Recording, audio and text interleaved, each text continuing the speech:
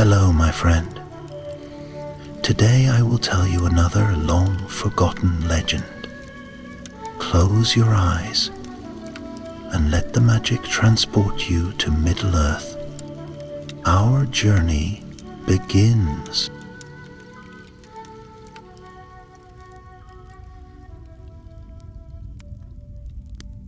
In the shadowed deeps of the misty mountains, where stone remembers the footsteps of dwarves, and darkness has teeth, there lies the ancient kingdom of Khazad-dûm.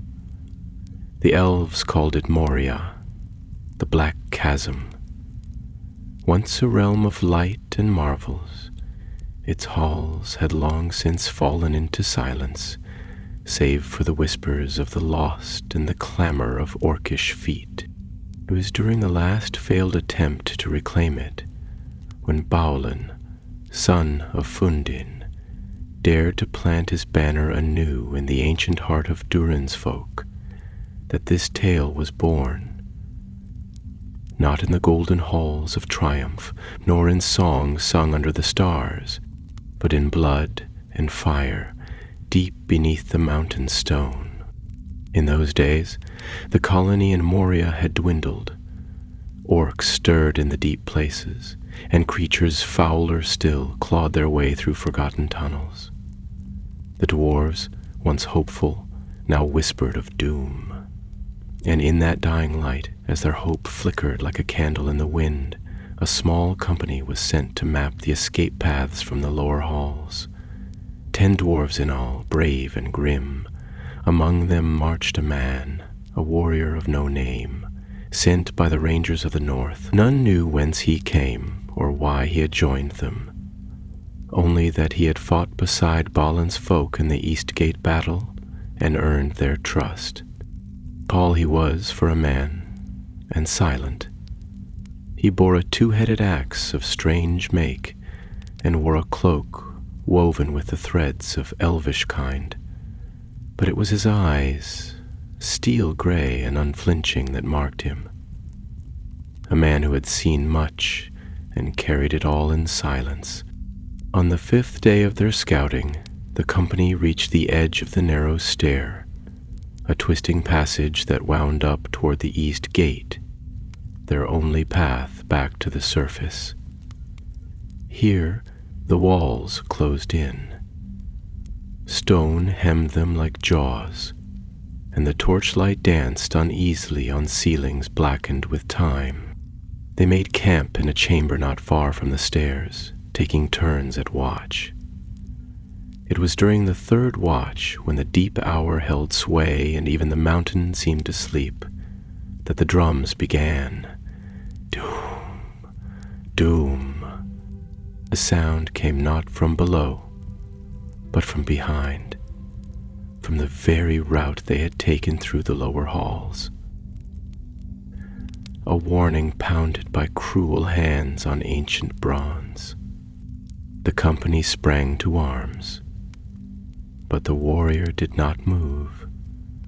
He stood perfectly still, his eyes turned toward the sound, as if listening for something beyond mortal hearing. And then came the shrieks, high-pitched, gurgling cries. Goblins, not a band but a host, the kind that moved like a flood, sweeping through corridors with blades raised and eyes aglow with hunger. Scouts must have seen the dwarves enter and called the horde. "Up the stair," cried Thalin, the eldest of the company. "We must reach the East Gate." "But we're cut off," another shouted. "They'll be upon us in minutes." It was then that the Nameless warrior stepped forward. He looked to Thalin, and in a voice calm and low he said, "Go, take the stair. I will hold this hall." Thalin stared at him, stunned. "Alone?" The man nodded. "There is no time for debate." "But why?" "Because you have names," the man said. "You have kin who wait. I do not. Now, go? Before they could answer, he turned from them, cloak flaring behind him like smoke on the wind, and strode into the gloom. The last thing they saw before the bend of the passage swallowed him was the gleam of his axe and the straightness of his back. The dwarves hesitated only a moment longer. Then, with heavy hearts and heavier feet, they climbed. Behind them, the sound of drums grew louder, and beneath it, the ring of steel upon stone began. He had chosen his ground well, a narrow choke between two broken pillars, just wide enough for one or two foes to approach at a time. There he planted his feet. He pulled from his belt a small iron flask, uncorked it, and poured a dark, oily liquid over his axe blades. With a whispered word, they flared with dull fire, not bright enough to light a hall, but enough to sear goblin flesh. An old Dunedain trick. The horde came fast. First the goblins, leaping with jagged blades and gnashing teeth. He felled them in strokes, left and right, his axe carving arcs through the air. They came in shrieking clusters, crawling over one another in their frenzy, but none passed him. The floor slicked with black blood, his cloak darkened with soot and ichor. Still, he stood. Then came the wargs. Great wolves, twisted by darkness, their yellow eyes gleaming with malice. Two at once lunged for him, fangs bared. He dodged the first, swung low and split its belly. The second clamped its jaws on his shoulder, but he drove his axe, head backward, snapping its spine. Still, he stood. Hour by hour, the tide surged. The goblins shrieked, in fear of him now, but they did not stop. They could not. Something drove them on. Something deeper in the dark, waiting. At one point the warrior paused, only to bind his arm where a spear had grazed him. He did not rest. He could not afford to, and far above, the dwarves still climbed, their hearts sick with every echo of battle. For 6 hours he stood alone in that ancient hall. But this is only the beginning. The hall was long and silent once more, save for the scrape of iron upon stone and the low, ragged breath of the warrior who stood amidst the ruin. Around him lay the bodies of the fallen. Goblins sprawled like broken dolls, black blood seeping into the cracks of the ancient floor, and the carcasses of the wargs, great and stinking, their twisted limbs still twitching in the death throes of their malice. The flame upon his axe guttered now, flickering with weariness, though its edge had not dulled. Nor had he. He stood in the half-light like a figure carved from granite, unmoving save for the slow rise and fall of his chest. His breath came hard, though not yet ragged, and his right arm hung heavier than before, though he kept his grip firm. In the dimness overhead, the stone vaults echoed with the far-off mutter of movement, scuttling limbs and cruel laughter, the whispers of the orc horde regrouping beyond the dark. He had gained them time, this he knew. Whether it was enough, he could not say. The dwarves would have reached the high stair by now, perhaps even past the upper guard room, yet the drums had not ceased. Doom, doom, doom. The sound pressed on the mind like a mallet upon the soul, relentless and without mercy.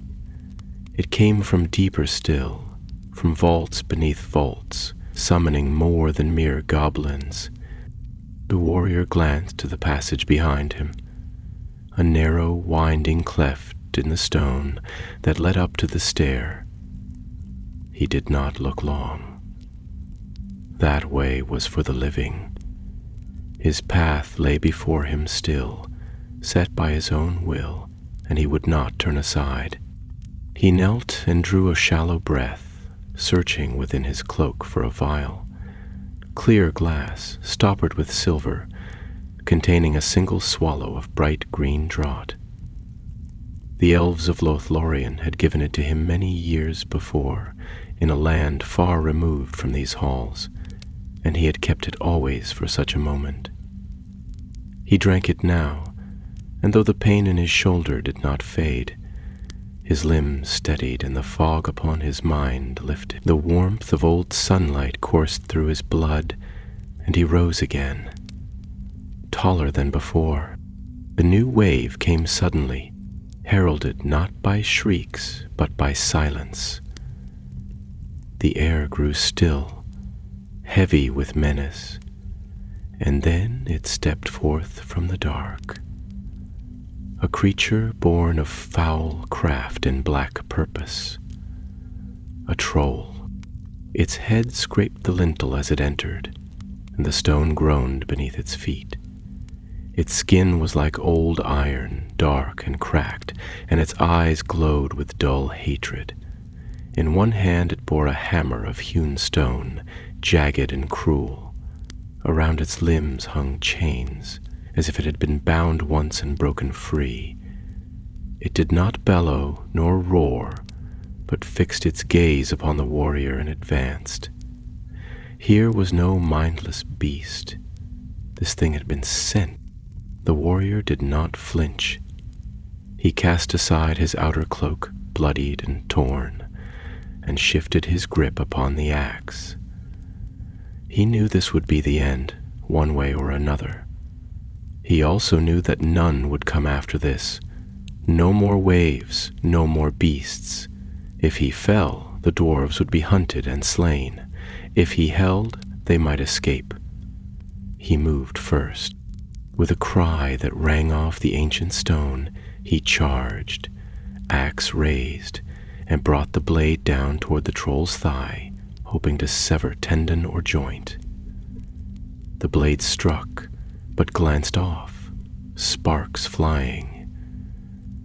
The troll's hide was like mail. The creature roared then, in fury and surprise, and swung its hammer in a wide arc that shattered the base of a nearby pillar and hurled stone in every direction. The warrior ducked low and struck again, aiming for the knee. This time the axe bit, and black blood sprayed forth. The troll screamed and stumbled, its leg buckling, but it did not fall. Instead, it lashed out with its free hand, claws like hooks, and caught the man by the side, hurling him across the chamber. He struck the wall hard and fell, the breath torn from his lungs. For a moment, the dark swam before his eyes. The iron taste of blood filled his mouth, and pain knifed through his ribs, yet still he rose. The troll came on, limping, snarling, dragging its wounded leg. It raised the hammer again, aiming to crush him where he stood, but the warrior was quicker. He darted left, snatched a broken spear from the ground, and flung it with all his might. The point drove into the beast's throat, just above the collarbone, and sank deep. The troll staggered, gagging, black bile pouring from its maw, but even then it did not fall. The man limped forward, both hands on his axe now, every movement a prayer of will. With a cry he swung upward, striking the creature's jaw, then again to the side of its head. The troll reeled. He stepped close, too close, and drove the axe deep into its skull with a final cry. The blow split the helm of bone, and the troll fell at last, a thunderous crash that shook the stone beneath their feet. Silence followed, sudden and total. The man stood, swaying. His left arm hung useless. His ribs burned with every breath, but he remained upon his feet. He knew it would not be long now. More would come. Not goblins, perhaps, nor even wargs or trolls, but worse things moved in the deep places of Moria, ancient things, watching things. He turned then and looked to the stair, his task nearly done. A short climb, perhaps 100 steps, and then the guardroom. Beyond that, daylight, or what passed for it in that forsaken place. He made to take a step forward, and froze. There was a sound, one not of footfalls, nor of voices, but of something vast, ancient, and stirring. A groan deep beneath the stone, a heat upon the air, a shadow that moved, unseen but felt, like the gaze of a great and terrible eye. He did not know its name, but he knew what it was: the deep fire, the sleeping terror, Durin's bane. And so he turned not toward the stair, but back once more to the hall behind. His axe he drew forth, and though the haft was cracked and the blade dulled, he held it steady. Whatever came, he would face it, and far above, the dwarves reached the gate. Now the air grew heavy, as though all the weight of the mountain bore down upon that narrow passage, and even the dust seemed to tremble in the dim light. The warrior stood unmoving, though his limbs ached and his breath came with effort, and all about him the stillness deepened until the very silence became a presence. Brooding, watchful, and vast, the troll lay at his feet, broken and still, and the bodies of the goblins lay heaped in grim testament to the hour of his defiance. But no longer did the horde press upon him. Something else had come. Or else, something long sleeping had begun to wake. Far below the roots of the mountains, in deep chambers not marked on any map of Durin's folk, there had slumbered for an age a power out of the elder days, a spirit of fire and ruin that had fled westward from the ruin of Beleriand, down into the black vaults of the world. The dwarves, in their pride, had dug too deep and too greedily, seeking the mithril veins that wound like silver rivers through the bones of the earth, and they had stirred that which should not have been wakened. So had Durin perished, and so had his line been driven from the halls of Khazad-dûm, and the place had become a name of dread. Yet Balin had returned, bold and proud, hoping to reclaim the lost kingdom, and for a brief while his banner had flown once more over the east gate, though doom was already upon them. The nameless warrior knew not the whole tale, but the signs were plain. He had fought in dark places before, had felt the pressure of unseen things and heard the whispers of forgotten evils. But never had he known such a presence. It was as though the stone itself recoiled, and the flame upon his axe dimmed in fear, guttering low though no wind stirred. Then came the sound again, faint yet mighty, like the tolling of a distant bell wrought in iron and sorrow. It rang once, then again, and with each toll a tremor passed through the floor, as if some great weight were moving far beneath. He looked down the corridor from whence the goblins had come. Nothing could yet be seen, save for a growing redness upon the far walls, like firelight flickering through smoke. A dry heat crept into the chamber, rising with each breath until the warrior could feel sweat bead upon his brow despite the cold of the stone around him. He should have fled. No tale, no cause, no oath could demand he stand before what now approached. Yet he remained, not for glory, for there would be none, not for vengeance, for he bore no personal grief against the powers of the underworld. He stood because he had chosen to, because those who had trusted him had been given a chance to escape, and because some truths are laid only in the moment of final resolve. He turned from the stair and began to move once more through the hall. The great chamber, carved long ago by dwarven hands and adorned with faded runes and broken statues, now lay in ruin, strewn with the bodies of the fallen and choked with smoke and dust. The torches along the walls had burned low, their flames dimmed by the foul air, and the shadows thickened in the corners. He passed between broken pillars, and came again to the place where he had first stood, where the floor dipped, and the passage narrowed to a place defensible. There he stood again, and he waited. From the darkness below something emerged, not with the skittering of feet or the howls of a hunting pack, but with a roaring silence, like a flame unseen that devoured sound itself. The red light grew brighter, and the heat pressed upon him now like a furnace bellows.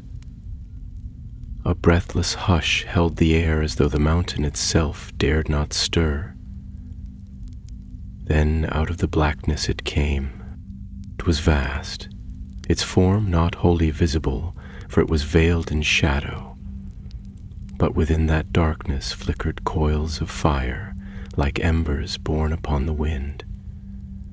A great shape it was, manlike in the vaguest sense, with a mane of flame and wings that were not wings, but shapes of shadow spreading across the ceiling like smoke. Its eyes were pits of molten light, and in one hand it bore a whip, long and coiling, whose strokes cracked the stone as it moved. A Balrog. The warrior did not cry out, nor did he flee. His grip upon the axe tightened, and his breath steadied. Whatever fear moved in his heart, he mastered it, as a man masters the pain of a wound too deep to staunch. He had seen many strange things in the world. Wraiths that walked in the moonlight, wolves that spoke with mortal tongues, and kings who wept in exile. But never had he seen such a creature as this. It was a thing out of the first age, born in the fires of Morgoth's wrath, and it should have remained buried beneath the world until the breaking of all things. The Balrog halted at the mouth of the corridor and gazed upon the man who stood defiant. For a time it did not move, and its flames guttered low, as though it pondered what mortal would dare such insolence. Then, with a sound like a furnace erupting, it stepped forward. The warrior moved, not to attack but to position himself, feet planted firm upon the stone. He knew he could not win, not in the way battles are won, but he could buy another breath, another moment, another step for those who had fled. That was all he sought. The Balrog raised its whip and struck. The lash came screaming through the air, trailing sparks and flame, and he leapt aside just as the stone where he had stood split and boiled. He rolled, turned, and swung his axe low, aiming not at the beast's head or chest, but at its leg, where the flame curled thinner and the form took clearer shape. The blade struck, and for a moment it seemed to sink deep, but then the fire flared, and he was hurled back, axe torn from his hands. He struck the floor hard, coughing as smoke filled his lungs and pain lanced through his chest. The creature advanced, but even as he lay, the warrior did not yield. He drew from his belt a dagger, small and curved, forged long ago in the house of Elrond, etched with runes of warding. It burned cold in his hand, and he rose again. The Balrog loomed, filling the hall with its presence, and in its voice, if it had one, was the sound of flame consuming cities and the crack of mountains sundered. It raised its whip again, fire dancing from its limbs, and the battle was joined in full. Now the hall burned with shadow and fire, and in that dreadful light the nameless warrior faced his doom. Before him towered the Balrog, a relic of the Elder Wars, shrouded in the wrath of flame and darkness. Around it the stone itself blackened, and the ancient carvings of the dwarves crumbled as though recoiling from its touch. The air was searing and thick, not merely with heat, but with a weight that pressed upon the spirit, a heaviness born of ancient malice. And yet, amid all this dread, the man stood, cloak torn, hair matted with sweat and blood, his eyes steady and gray, like winter's steel beneath a storm-racked sky. He moved with a swiftness born not of desperation but of grim resolve. The dagger in his hand gleamed pale and sharp, a narrow fang of elven-forged steel that had known the wars of the north and the passing of many years. As the Balrog's whip descended in a shrieking arc, he darted aside once more, the lash striking stone where he had stood a breath before, and the walls cracked and groaned with the impact. Dust fell from the ceiling in choking plumes, and fire danced along the floor, licking at the broken bodies that lay strewn across the chamber like offerings to the abyss. The warrior sought not to defeat the creature outright, for such a hope was folly, but to wound, to slow, to delay. Each breath he drew was an act of defiance, and each step he took a blow against the dark. The dagger flashed out and scored a line of light along the creature's calf, and where it touched, the fire recoiled, and the Balrog bellowed in a voice like collapsing caverns and the shattering of mountains. The air buckled with the force of its roar, and the warrior was thrown back once more, tumbling across the blood-slick stones, his limbs weary, his breath shallow and strained. Yet he rose again. The Balrog turned its full gaze upon him, and in that moment the warrior knew that it had ceased to regard him as a mere impediment. No longer was he a fleeting spark to be snuffed in passing. He had become a thorn in the foot of fire, a stone lodged in the throat of ruin. The creature reared up, flames spiraling from its mane, and in its hand the whip coiled and cracked like a living serpent. Then it charged. The man did not flee. Instead, he drew forth a second weapon, long kept beneath his cloak, a short-handled axe, dwarven in make, its edge keen and its haft wrapped in worn leather. It was a gift from a dying friend at the gates of Gundabad, and though he had seldom used it, he had carried it always, a token of oath and loss. Now, as the Balrog bore down upon him, he lifted it high and threw it, with all the might left in his failing arm. The weapon flew true. It struck the beast in the face, just beneath one blazing eye, and the steel bit deep into the coiled fire and molten sinew that lay hidden beneath the shadowed mask. The Balrog staggered, its cry rising to a shriek that shook the very mountain, and fire burst from the wound, casting long, wild shadows across the shattered hall. The man ran, not in retreat, but toward the columns that lined the edge of the chamber, where the stone had cracked and the old builder's work showed signs of weakness. He leapt over a fallen goblin and ducked behind a broken slab of masonry, then seized one of the torch brackets that jutted from the wall. With a grimace, he wrenched it free, and the ancient iron broke with a sound like splitting bone. Beneath the bracket lay a fault in the wall, a thin, vertical fissure, perhaps natural, perhaps made by age and war, but now it would serve. He took the flask from his belt, the last of the black oil he had poured upon his axe before the first assault. He had held it back in the hope it might serve as a final fire. He emptied it into the crack, then struck flint against the blade of his dagger until the spark took. The flame crept into the stone. At first, there was only a faint hiss, a curl of smoke. Then, as the fire found ancient dust and dry lichen, it leapt to life, and the wall began to groan.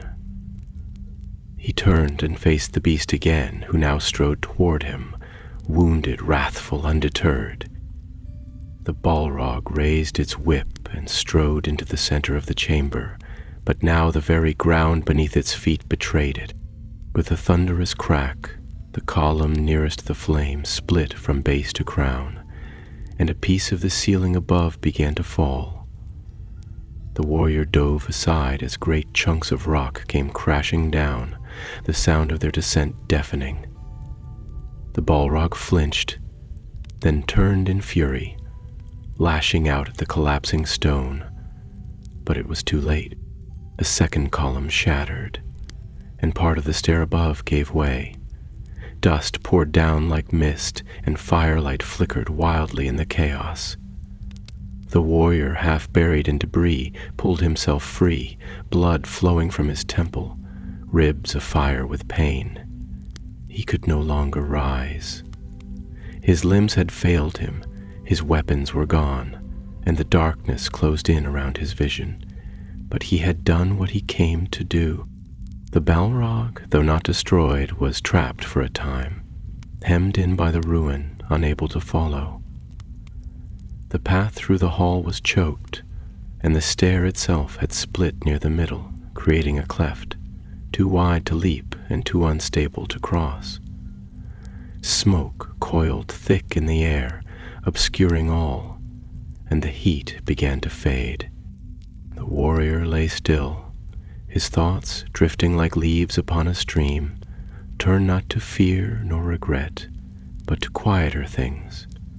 The scent of pine on a northern wind, the taste of river water in spring, the sound of a forgotten voice in a green wood long ago. He did not weep, for his tears had dried long before, nor did he cry out, for there was no need. The silence that fell now was not the silence of dread, but of release. Above, the dwarves reached the gate.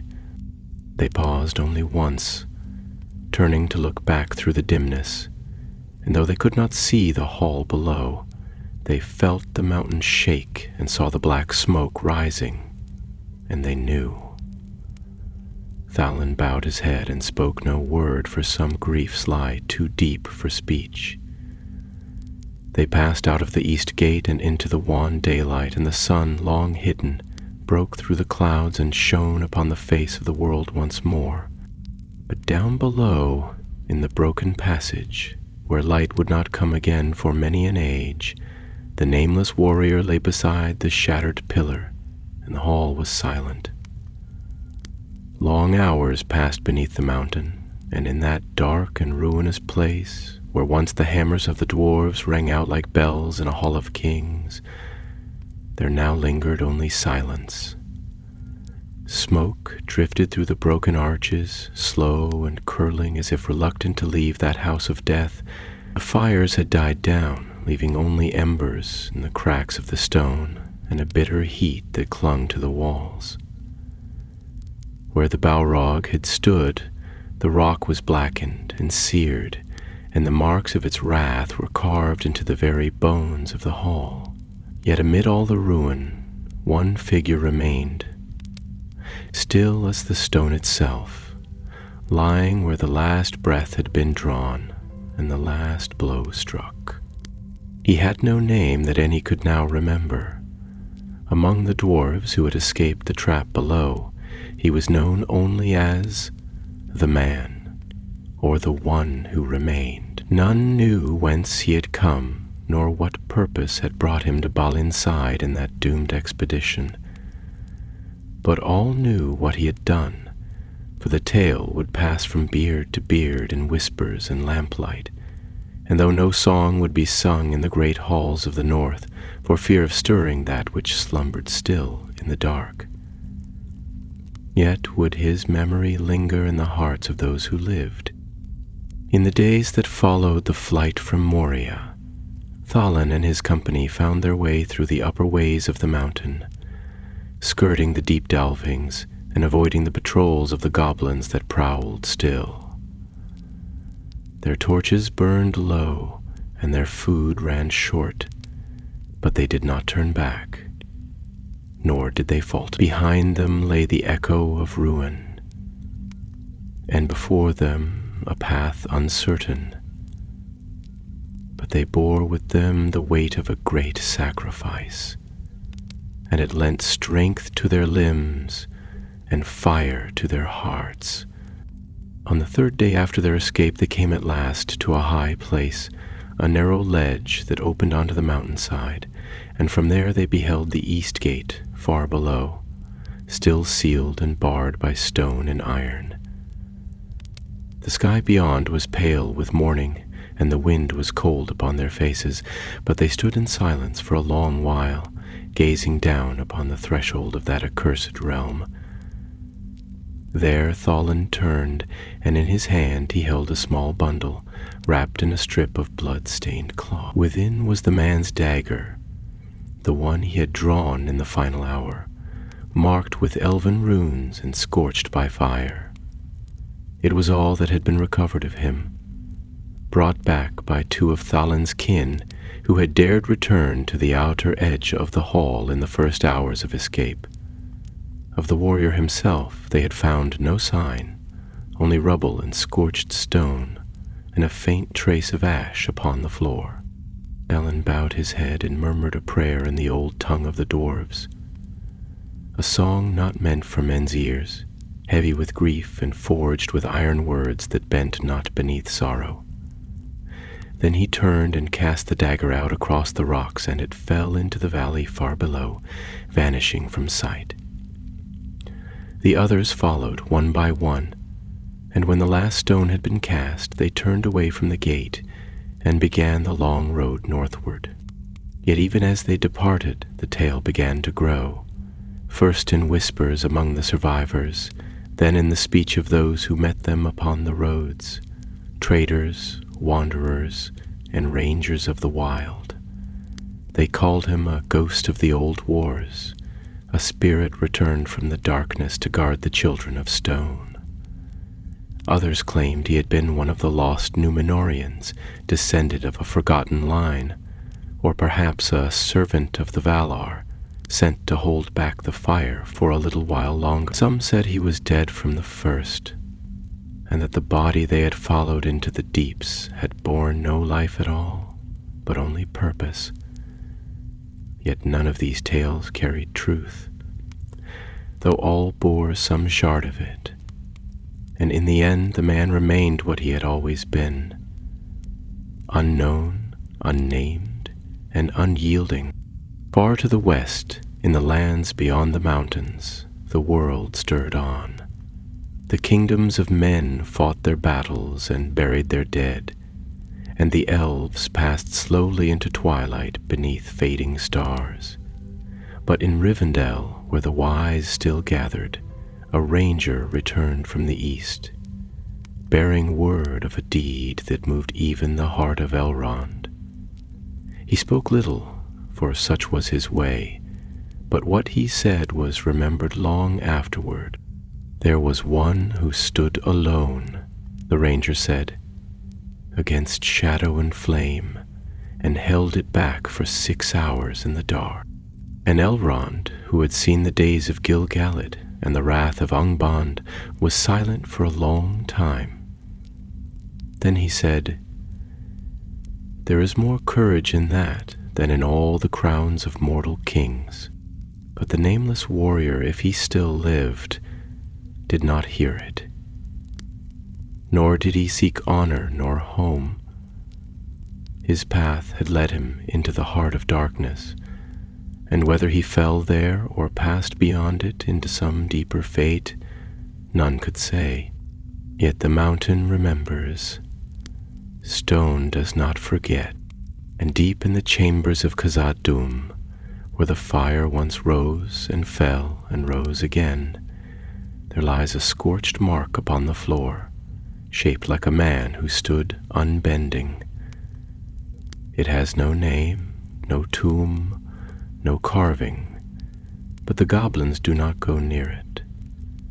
Even now, after many years, they shun that place, and in their speech there is a word that means the Watcher or the Fire-Eater, though they know not what it means, only that the hall is cursed, and that something once walked there, who defied the flame and did not flee. And so the tale endures. Fire had waned, and the roar of ruin grown still. The deep places of Moria did not sleep, nor was their silence a comfort. Beneath the shattered vaults and broken causeways, in the drowned chambers and twisted tunnels, darkness stirred once more. The death of the Balrog had not come, no, for such a creature of elder flame and Morgoth's might could not be undone by the hand of a single man. Yet it had been wounded, halted, delayed in its rising wrath, and for a while its fury smoldered in the depths of stone, waiting, brooding like coals buried beneath ash. In those days that followed the collapse, goblins dared not approach the hall of the broken stair, nor did they speak the name of the one who had held the passage. They knew not his tongue, nor whence he came, but the scent of his blood was still in their minds, and the sound of steel in that place echoed yet. They told each other in hissing whispers that the hall was cursed, that a shadow of light lingered there which even the fire feared, and that to tread those stones was to invite death. But not all feared it. Far away, beyond the reach of goblin tales, a different voice stirred in the quiet woods of the west. Beneath the boughs of Lothlorien, where the golden leaves of the Malorn trees shivered in winds that bore no scent of fire, Galadriel sat in thought beside her mirror, and the water there trembled. She had watched the darkness of Moria grow thick in the east, a bruise upon the land that widened slowly with time, and she had known that Balin's effort would come to ruin, for she could read the movements of the world as the elves once read the stars in the elder day. Yet even she, the Lady of Light, had not foreseen the figure who would stand alone beneath the mountain. When she turned her gaze toward the place of fire and battle, she beheld only a flicker at first, like a spark caught in a storm wind, defiant, wavering, yet unconsumed.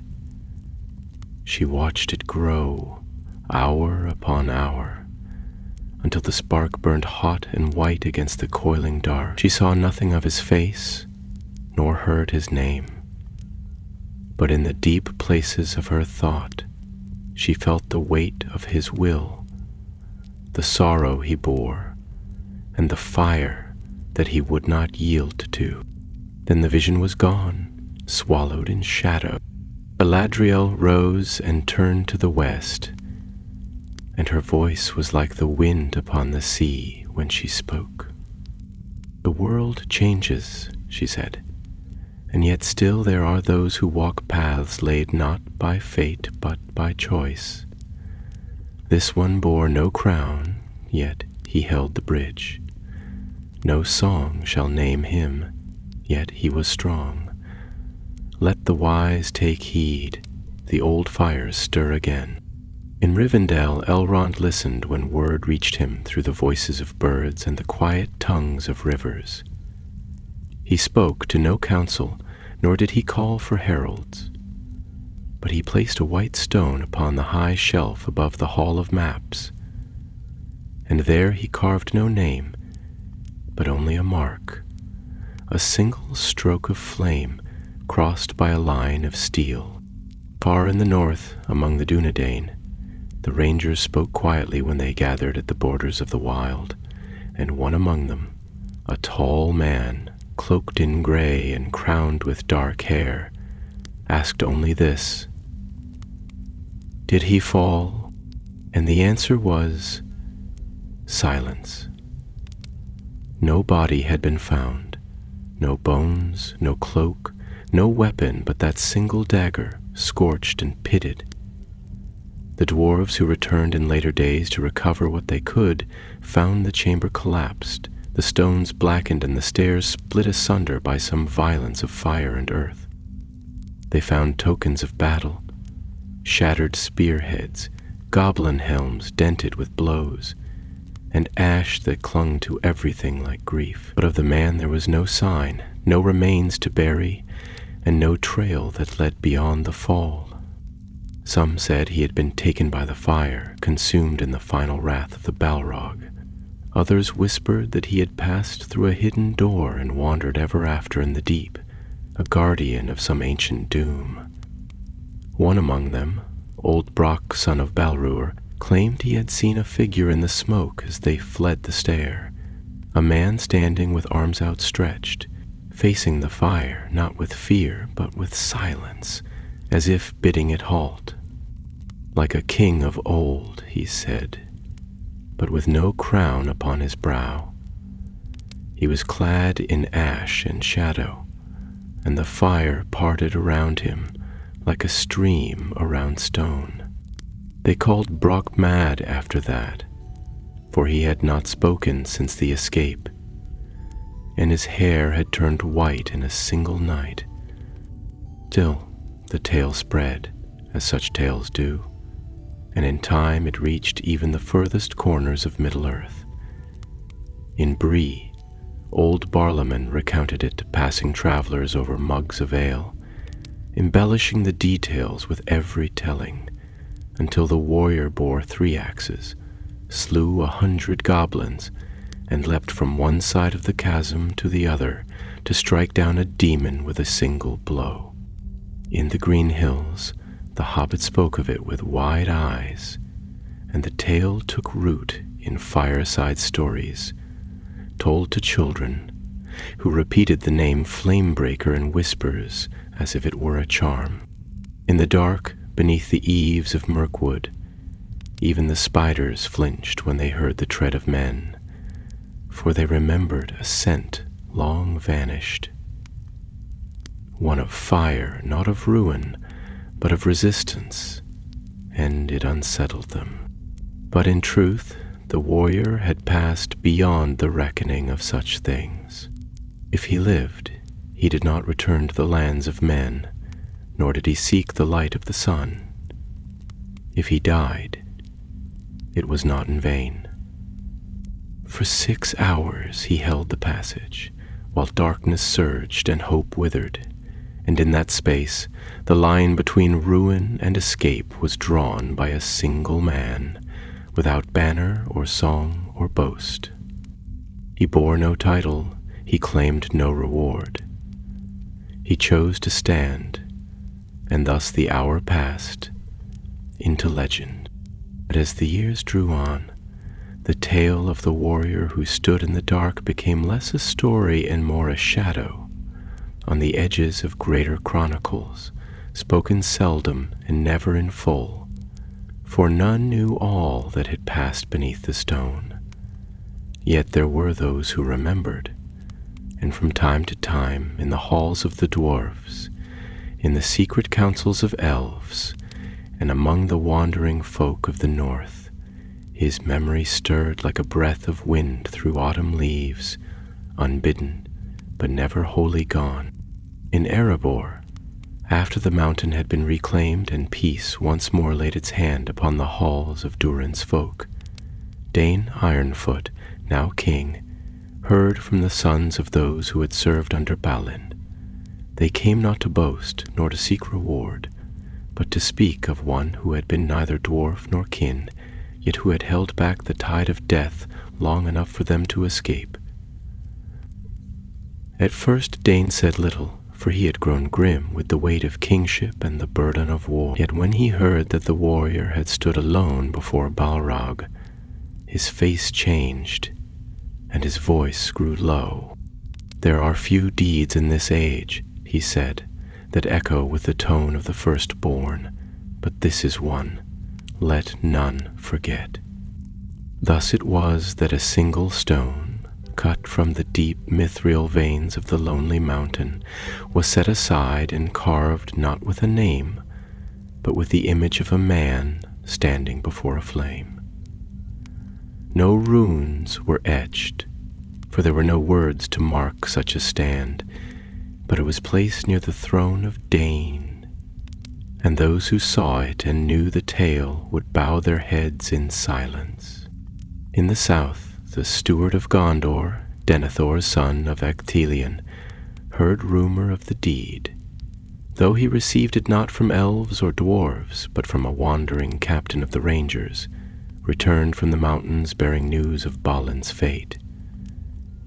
He brought with him a token wrapped in cloth, a shred of scorched leather bearing the mark of the Dunedain. When Denethor saw it, he frowned, and though he said no word, he climbed alone to the high tower of Ecthelion and gazed northward into the darkening sky. The world was changing. Even in that high seat, far from the roots of the mountains, a wind stirred that carried the scent of old fires and deeper fears. The warrior who had stood in the dark had lit no beacon, worn no white tree upon his breast, yet his act was like the tolling of a distant bell, one heard by those who knew how to listen, though they knew not whence the sound had come. But while kings and captains pondered, and tales spread like seeds on the wind, there were others who took the memory more deeply to heart, and among them were the dwarves who had fled the lower halls that day, and who had passed out of Moria into the wilderness beyond. They wandered far, those few survivors, until at last they came to the Blue Mountains, where kin still dwelt in exile from the elder halls. There they were welcomed and given place, and for a while they worked in silence, saying little of the black days they had passed through. But each year when the first snows fell and the wind turned sharp with the scent of stone and frost, they would gather in a low chamber near the root of the mountain and light a single flame upon a stone altar. No song was sung, no feast laid out, and no tale told in full. Yet the fire would burn there from dusk till dawn, and when it faded, they would rise and return to their work without a word, as if a vigil had passed that none dared name aloud. And among those who came in secret to witness that fire was Gimli, son of Glóin, who in later days would walk the dark roads once more in the company of the Fellowship, and who would see with his own eyes the ruin that had fallen upon Balin's folk, when at last he stood beside the tomb of Balin in the chamber of Mazarbul, and when the orc host came upon them and the drum sounded once again in the deep, a cold shadow passed over his heart, not for his kin alone, but for the memory of another who had once stood against such a host and more, with no companions beside him and with no certainty of escape. Then, as they fled the fire and shadow that rose anew in the depths, And as Gandalf turned upon the bridge to face the very same terror that had risen long before, something stirred in Gimli's memory. A faint echo, like the voice of the stone itself, crying out in remembrance. He did not speak of it then, nor in the years that followed, but in the deep of night, when the fire crackled low and the stars wheeled overhead, he would sometimes look to the east and murmur in a voice that none could hear. He stood before even Mithrandir. He stood. So the tale lived on, not in books, for no quill had set it down in full, not in song, for the minstrels knew not the name to rhyme, but in the minds of those who had seen or heard, or who had once felt, in the bones of the earth, that a line had been drawn beneath the mountain, and that one man had stood upon it and said, "No further." And yet still the question remained, lingering like smoke upon the wind. Had he died, or had he passed into some deeper shadow, beyond the reach of tale and time, to walk in halls forgotten by all but the stone itself? For some believed, and their voices were few but unshaken, that he had not fallen to flame nor been crushed by ruin, but had descended even deeper, drawn by some purpose unknown, to keep watch against a darkness yet unborn. They spoke of secret doors that led beneath the old foundations, of tunnels that predated even the building of Khazad-dûm, and of a silence so deep that the world above could not find it. And in that silence, a watcher waits. Still, beneath the roots of the red horn, where cold stone bears the memory of fire and the bones of mountains know the tread of none save shadows, there runs a passage deeper than the dreams of men and older than the songs of dwarves. It was not made in the time of Durin, nor was it shaped by pick or chisel, but lies instead like a wound in the flesh of the world. A place left hollow when the fire of creation had passed on, and the bones of Arda had not yet settled. In that place the air is thin and dry, and the walls drip no water, and time itself seems stilled, as though even the stars above had never cast their light so far. There it is said by a few, and whispered even among them, with doubt and wonder, that a figure moves still through the black, unlit save by the faint gleam of a rune upon a blade or the memory of flame upon steel. He walks without sound, and his footsteps echo not, for the stone beneath his tread is not of this age, and the silence that enfolds him is not born of fear, but of purpose. None have seen him with living eyes, yet signs have been found, strange and rare. A burnt handprint upon stone too ancient for name. The corpse of a goblin charred, though no fire had burned nearby. Or the remnant of a whisper heard in the deep. One word, heavy with resolve, and in a tongue not spoken since the elder days of Númenor.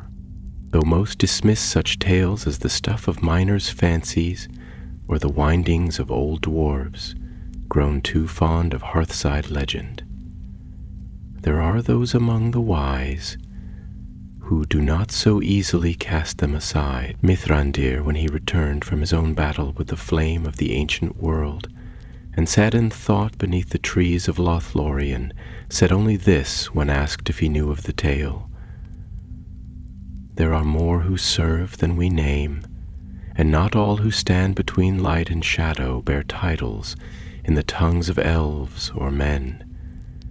Some choose their post in silence, and are remembered only by stone and fire." And with that he would speak no more, but his gaze would turn eastward, and his brow grow heavy with thought. There is in Rivendell a room seldom entered, narrow and high, where old records are kept, not the scrolls of kings and noble lineages, but the tales half told, the fragments gathered from wayfarers and the dreams of seers. Upon one wall hangs a map of Khazad-dûm, drawn in fine ink upon vellum long yellowed with age, and upon it a single mark has been made in red. Beneath the stair near the broken chamber where so many fell, it bears no label, no sigil of clan or house, but it is shaped like the rune of Anar, the sun, and beside it, barely legible, is written in the Quenya hand, held the line, unknown, 6 hours. And so the tale persists, not as a song sung in courts nor a name carved in stone, but as a thread woven through the hearts of those who have stood at the edge and looked into shadow and chosen not to turn away.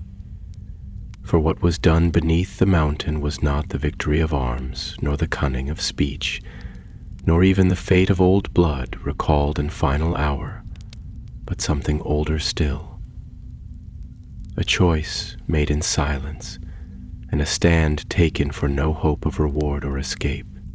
Of the warrior himself little more is known, yet some clues lie scattered like ash upon the wind, waiting for those with patience enough to gather them.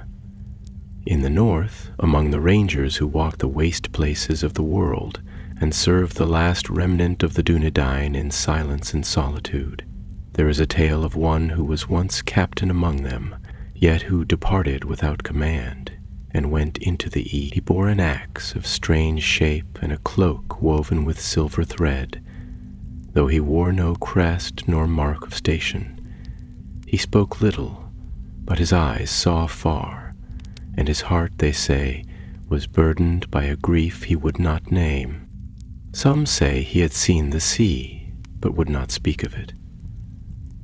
Others that he had once stood upon a high tower and beheld a white tree in bloom, and wept.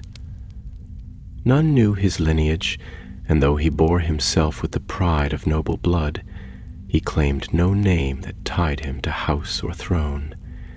He was known among his kin only as the wanderer, and when he left, none questioned his path, for he had earned that right in silence and in shadow.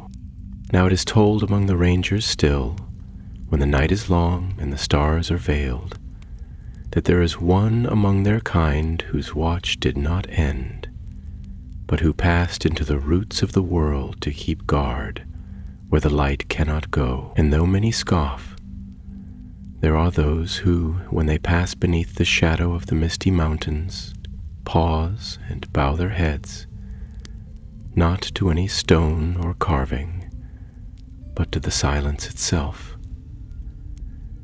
and to the memory that lingers in the deep places, like the last note of a song not yet forgotten.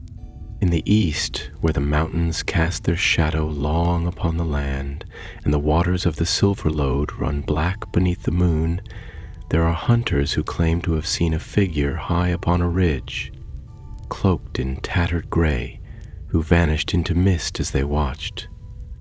No beast followed him, and no arrow struck true, for he walked as one who fears no wound and bears no flesh to pierce. Some said he was ghost, others elf, but none who saw him doubted that he was real. His axe glimmered once in the moonlight, and then he was gone. And in the deep places, in Moria itself, where the goblins dare not dwell long, and where even the great spiders of the eastward tunnels retreat when the stone grows warm beneath their limbs, there is a chamber that none enter. It is not marked, and no map bears its shape, but all who stray near it feel the breath of a heat long vanished, and the weight of a gaze that still watches. It is said, quietly and without jest, that the Balrog itself, before it rose again to full wrath and battled Mithrandir upon the bridge, lingered long near that chamber, and would not pass its threshold. For within it had met something it could not burn, and that memory, though buried, had not faded. Thus the tale walks on, not by step or stride, but by whisper and wonder, by the weight of memory in the hearts of the free peoples, and by the stone that remembers where living tongues have gone still. The Nameless One, the warrior in the fire, the silent sentinel. By many names is he now spoken, though none know the one that was his, and perhaps it is best so, for the deed outlives the name, and the silence outlasts the song. There are places in the world where the earth seems to remember, where stone bears memory deeper than words, and where the air itself holds the breath of deeds long past. Such was the hall beneath the narrow stair, long since buried in ruin and silence, yet not wholly lost. Though the years moved on, and the great tides of war swept once more across the lands of elves and men, the mountain kept its vigil, and beneath it, the chamber where one had stood alone did not yield to forgetfulness. It was in the years of the War of the Ring, when the eyes of all were turned toward Mordor, that the power of darkness again stirred in the roots of the world, and in the hallowed halls of Moria the goblins swarmed once more, like wasps from a broken hive, summoned by the dying will of their ancient master. Yet, though they filled the upper ways and gathered in the deeps, there was one place they did not enter. The old fear remained, carved not by blade or spell, but by the memory of fire met and not fled, by the mark of steel that had not broken. Among them the tale had grown monstrous and strange. In their harsh tongue they called him the Bone Flame, or the Ash Caller, a thing not of flesh but of fire wrapped in the body of a man. They said he rose from the ruin of battle and could not be slain, that his axe drank fire and his eyes turned arrows to ash. Whether by terror or reverence, they left the chamber undisturbed, and in their drawings scrawled upon cracked stone and rotting wood, his likeness appeared. Always tall, always cloaked, always alone. But beyond these twisted legends in the world above, few now spoke of him. The great war turned the hearts of men and dwarfs alike to more pressing matters, and the shadow of Barad-dûr cast long doubt upon all lesser lights.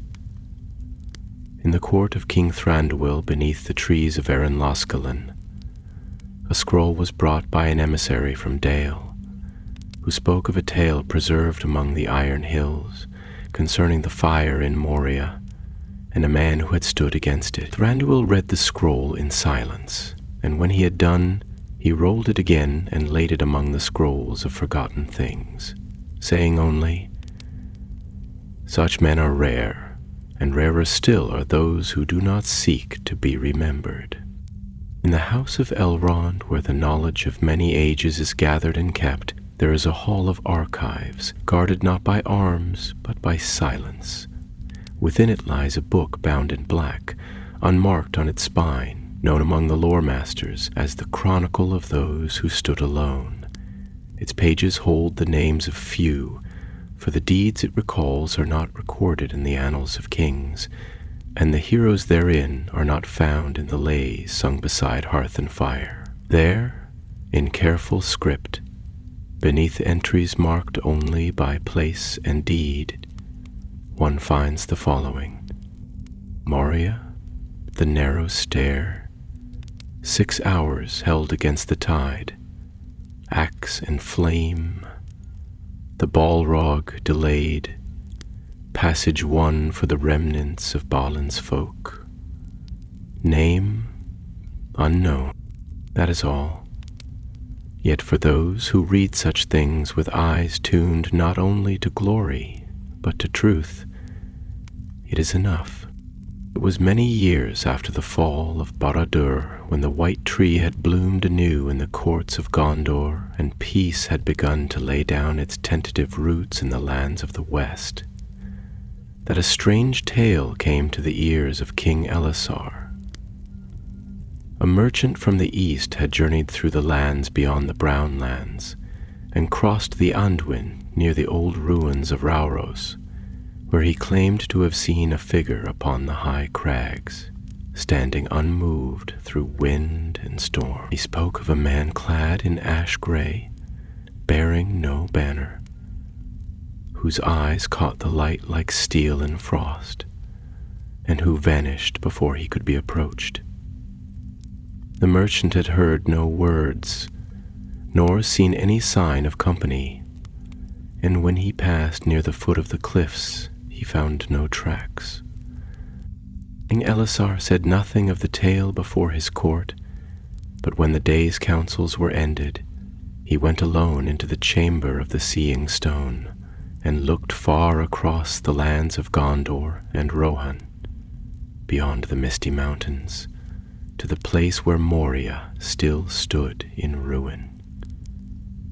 He saw little, for the Palantir showed not all things, nor would it always obey the will of the one who held it. But he beheld a light, faint and flickering, far beneath the stone. Whether it was memory or foresight or something yet unkindled, he could not say. He left the chamber in silence and spoke of it to none, but he caused a stone to be set into the wall of the Hall of the Kings. A simple thing, small and dark, with no inscription save a line from the lay of Luthien to Nuviel. The flame he passed, yet not in death was he undone. Years turned, and the new age deepened. The elves departed in ships white as the foam of forgotten seas. The dwarves delved new halls in the north, and spoke no more of the eastward dark. The kingdoms of men grew strong, and with strength came forgetting. Yet in every age there are some who remember, who tend the fire of stories, as others tend to blade or field.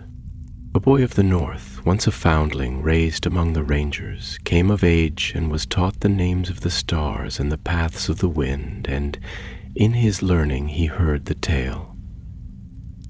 At first he thought it only a story told to quiet fear and strengthen resolve, but when he asked his master of the truth of it, the man only said, "What matters more whether it happened, or whether someone chose to believe it enough to carry it forward?" And in the quiet that followed, the boy thought of fire, and of stone, and of a man with no name, who turned from the stair not because he was commanded, but because he had chosen.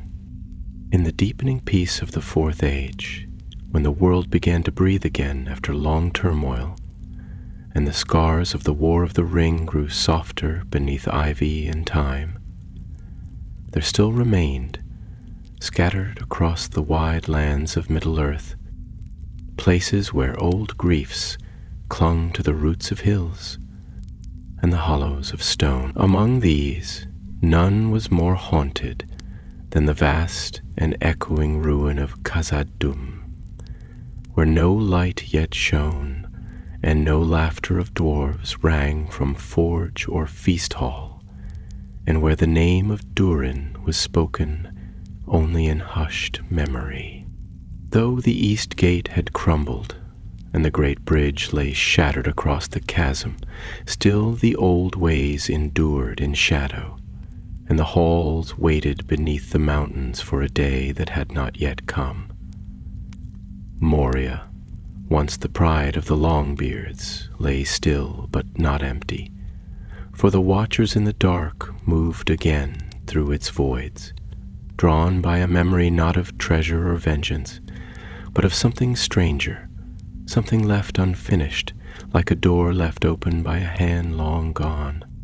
And so it came to pass that in the year 54 of the Fourth Age, a small company of dwarfs, led by Balin's great-nephew Fundin II, sought once more to pass into the ancient kingdom, not to reclaim it, for such a task they deemed far beyond the strength of their time, but only to find what might yet remain of their kindred's legacy, to lay old bones to rest, and to carry forth the records sealed within the hall of Mazarbul, if indeed they could reach it. With them went 2 of the Dunedain, now bound in friendship to Durin's folk through deeds done in the wars past. They bore no banners, and their blades bore no enchantments. Yet the fire in their hearts was that which had never been quenched by darkness, and the steel they wore was keen and plain, forged not in pride, but in long patience.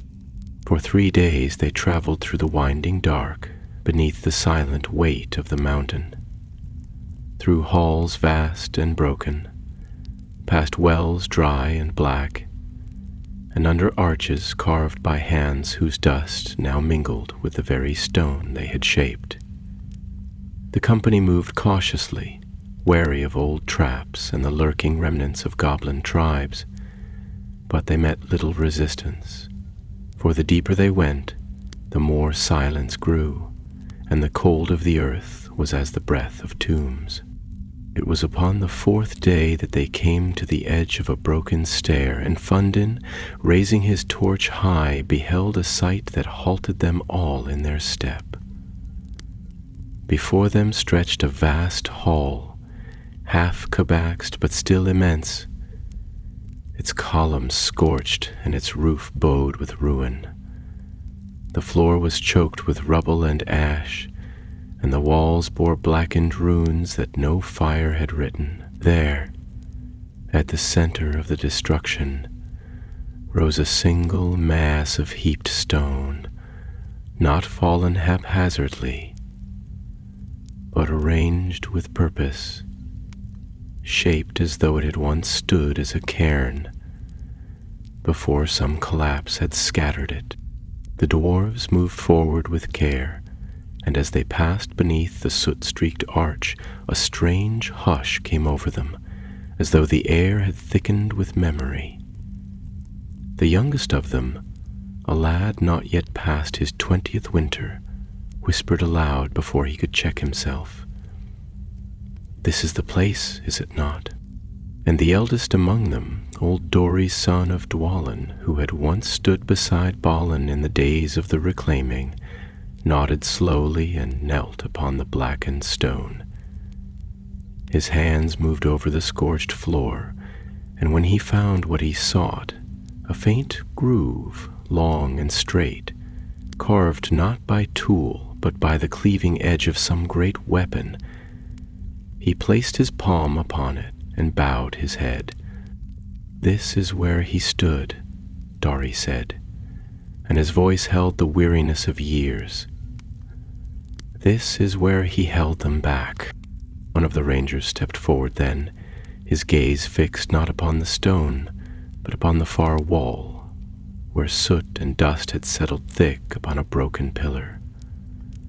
With the sleeve of his cloak, he brushed it away, and there, beneath the grime, they saw what had not been seen for many years.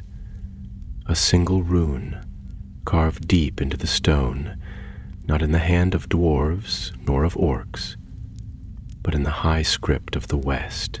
Jaud. The word had faded, the edges eaten by time, but still it stood, simple and stark, not a name, but a mark of witness. One of the Dunedain turned to the others, his voice low and grave. "This is not a tomb," he said. "It is a threshold." They made no camp there, though they remained a time in silence, and the dwarves lit no fire, though they left a small stone lantern upon the cairn, and placed within it a flame that burned with a greenish hue, long-lasting and set with the oil of the north. Then they turned and departed, not speaking again until they had passed beyond the upper ways and seen the light of the stars once more. What they had found they told to no lord nor king, save in riddled phrases and among those who kept the old watch. Yet the story spread nonetheless, as such things do, carried not by tongues alone, but by the quiet weight of truth borne in silence. And in the years that followed, others came to that place, not many, and never with banners, but pilgrims of strange kind, rangers, wanderers, even a pair of elves who said no word but passed into the dark and returned pale and still. Some left behind tokens, feathers, stones, broken blades, or simple marks upon the rock. None defiled the chamber, and none sought to name it. For the man who had stood there had no tombstone, and the fire he had faced bore no name. But what he had done remained written in the stone and in the hearts of those who walked the edge between light and shadow. His tale was never sung in the halls of the mighty, but it endured in the pauses between songs, in the hush before battle, in the stillness where courage is chosen. And so the years rolled on, and the world changed, and the white tree bloomed and withered again, and new kings rose in distant lands. Yet beneath the mountain the silence endured, and in it a memory unbroken. The years passed as a slow tide upon the shores of time, smoothing all sharpness, burying sorrow beneath new life. And yet, though cities rose and fell, though the trees grew tall where old roads crumbled, and though kings reigned whose names the world would one day forget, still the tale lingered. It moved not like thunder, nor on wings of heralds, but quietly as a mountain breathes, shaping the world in ways not seen, guiding hands, turning hearts. Those who remembered it did not speak of it often, but when they did, their voices held a hush not born of fear, but of awe.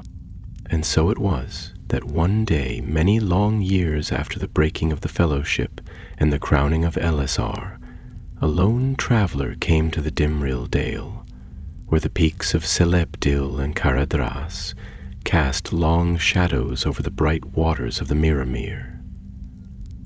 He was a man tall and weathered, with eyes that held the memory of many roads, and his garb was simple, though wrought with the quiet strength of the northern folk. He bore no banner, carried no sword of renown, and wore no crest upon his cloak.